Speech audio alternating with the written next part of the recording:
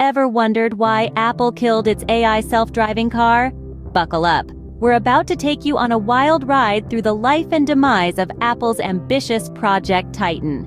In the year 2014, the tech giant embarked on a journey to disrupt the automotive industry. The aim?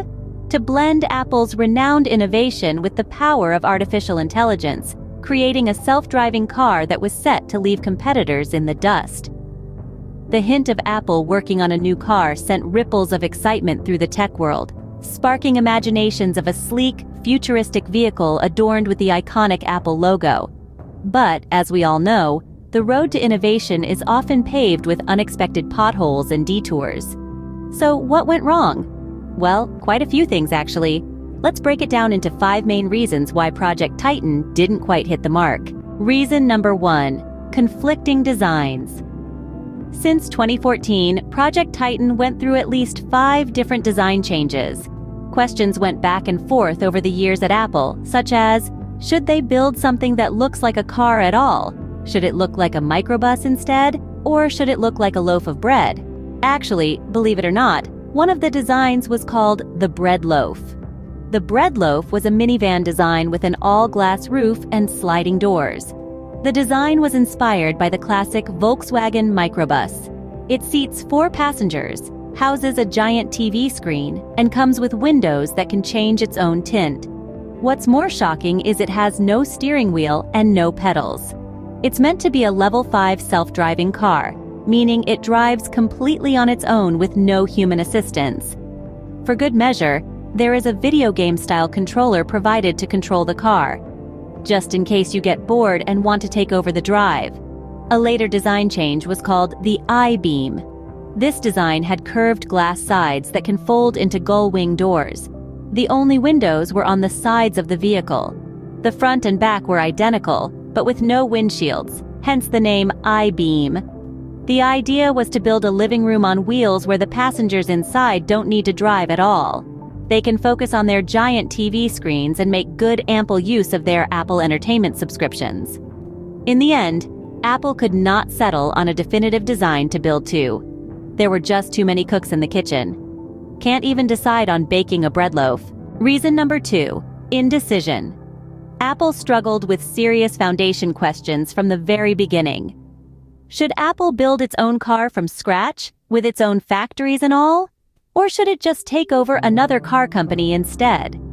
During the 2008 financial crisis, Apple did look into the possibility of acquiring General Motors, since GM was in dire financial trouble.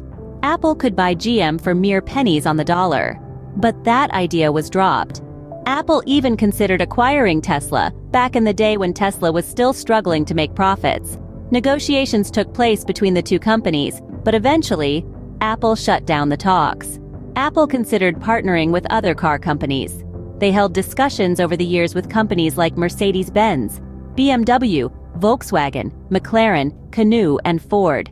In the end, Apple drove to nowhere with these car companies. Other questions Apple struggled with were, should the Apple car be totally level 5 self-driving? Or should it be level 2 driver-assisted like Tesla's autopilot? That went back and forth.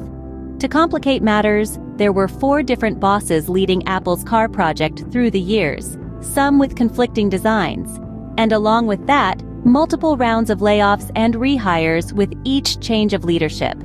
Imagine a car where the engine and the wheels can't agree on which direction to go. Reason number 3: arrogance from past successes. Apple has a track record of overturning well-established markets with ambitious, innovative products that disrupted those industries and garnered enormous profits. It doesn't strive to be the first, but it does strive to be the best. It has done this successfully for the music industry and the mobile phone market, and Apple was targeting the car market next, hoping to open the next billion-dollar income stream. But sadly, success in one area does not always translate to success in a whole new area, especially one where it has no prior expertise. The difficulty was perfecting self-driving abilities in cars. Tesla and other companies have spent many years struggling to reach level 5 self-driving autonomy for their vehicles, and they have yet to achieve it. And here is Apple, coming way from behind in attempts to catch up. To this day, Apple has not reached level 5 autonomy. The safety implications are enormous here. It's one thing to crash an app, but quite another to crash a car. Reason number 4, profit margins are too small. We can't ignore the elephant in the room, the high costs and low profit margins. Building a car isn't like making a phone, it's a whole different ballgame with razor-thin profit margins, and Apple found that out the hard way. Apple assessed that in order for it to be reasonably profitable, the car would have to sell at about $120,000. However, it wished to price the car at about $85,000, low enough to gain decent market share. But consider this. Their biggest competitor, Tesla, already sells their cheapest car at about $43,000, which is half of Apple's desired price. The economics just don't work. And to make matters worse, Project Titan has already spent about $1 billion every year for about 10 years. That's about $10 billion spent on a non-existent bread loaf. It'll be very difficult to make that dough back. Reason number 5, too much competition. Back in 2014, other than Tesla, there was not much competition in the self-driving electric vehicle market. But over the last 10 years, competition ramped up significantly. Pretty much all of the car manufacturers have jumped into the electric vehicle space by now. And there are many more EV competitors coming from China, like BYD, NIO, and countless others. With so many players selling into the EV market, price wars are inevitable, which is exactly what has taken place in the last 2 years. Tesla has already cut their car prices several times to compete, with many other competitors following suit. It becomes a race to the bottom, with profit margins vanishing to almost non-existent. And this is not the kind of market Apple would like to compete in. Price wars are not what this illustrious tech company is famous for. You don't get to the top by racing to the bottom. So finally, at the end of February 2024, Apple pulled the plug on Project Titan and put it to an end. Some of the employees would be transferred to an area that needed urgent effort, an area where Apple could shine in innovations, and that would be the AI division. Others would find placements in software engineering or other departments.